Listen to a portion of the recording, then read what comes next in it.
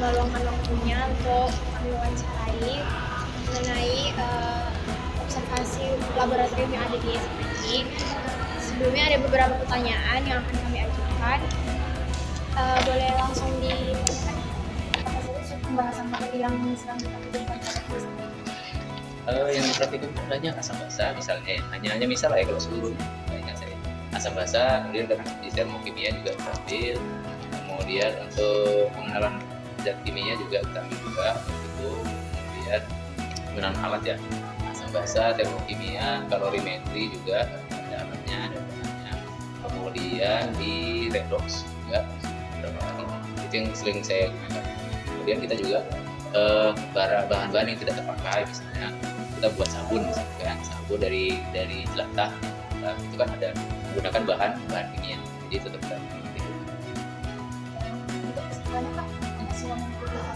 untuk peserta semua siswa yang ada mata pelajaran kimianya ikut, terutama memang yang beberapa mata pelajaran tetap ke mata pelajaran kimia ya. Nah, semua yang ada di kelas ikut pelajaran ikut praktikum.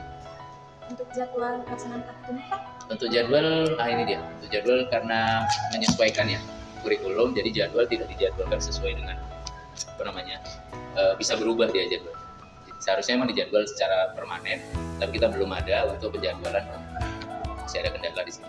Nah, jadi ketika eksidental lah lebih sering. Ketika ada praktikum ini cocok dengan praktikum ini, bahan alatnya ada, jadi seperti itu masih sistem. Untuk strategi Pak, saat ada kendala saat melakukan praktikum biasanya Bapak melakukan strategi apa? Kendala ketika praktikum, strategi dalam pembelajarannya mungkin ya.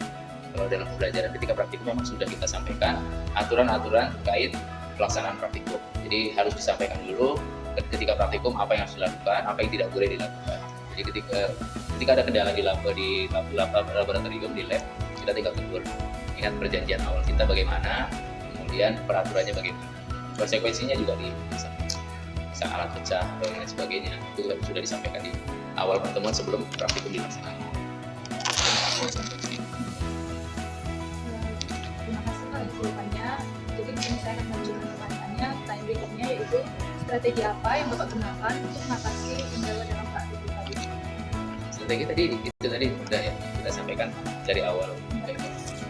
Pertanyaan selanjutnya, apakah lembar kerja peserta didik digunakan dalam pelaksanaan praktikum? Ya, lembar kerja wajib digunakan. Ketika itulah jadi panduannya. Lembar kerja peserta didik jadi panduan ketika melaksanakan praktikum.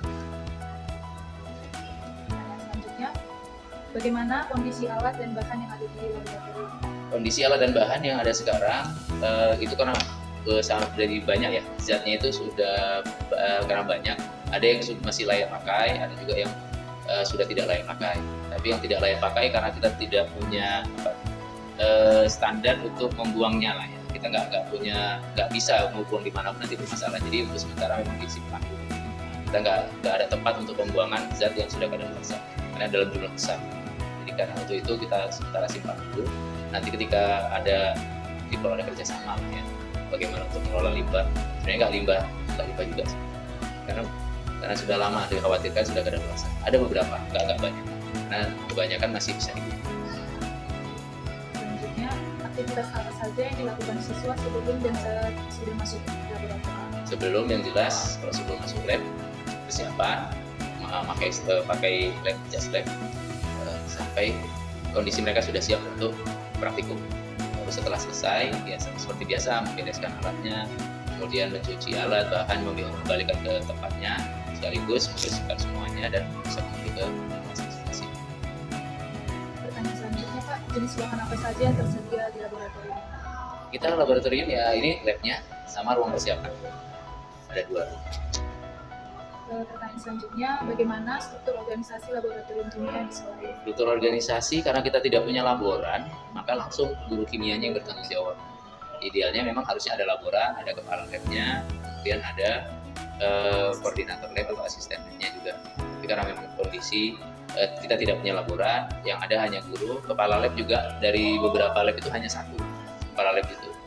Lab biologi, lab kimia, dan lab fisika, kepala labnya cuma 1. Nah, jadi untuk mengkoordinir lab kimia sendiri diserahkan ke guru masing-masing. Selanjutnya pertanyaannya, apakah pernah terjadi kecelakaan saat di proses pembentukan laboratorium? ketika praktikum, ketika menggunakan lab, proses kecelakaan jarang ya. Paling kalaupun eksidental paling pecah lampu reaksi atau pipet tetesnya hanya yang kecil seperti itu. Kalau untuk sampai kecelakaan jumlahnya besar di peserta praktikum malah tidak ada. Mudah-mudahan tidak ada. Pengelompokannya untuk bahan ya, karena kita tidak punya lemari asap, maka masih dicampur. Beberapa yang cair paling dipisahkan yang larutan, kemudian yang padat-padat. Mana yang gelas satu dua gelas sendiri, kalau untuk yang gelas kaca-kaca nanti jadi sendiri, seperti itu.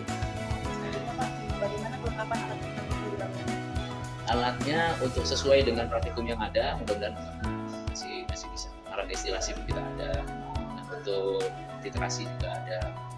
Tapi mungkin kalau untuk ekstraksi yang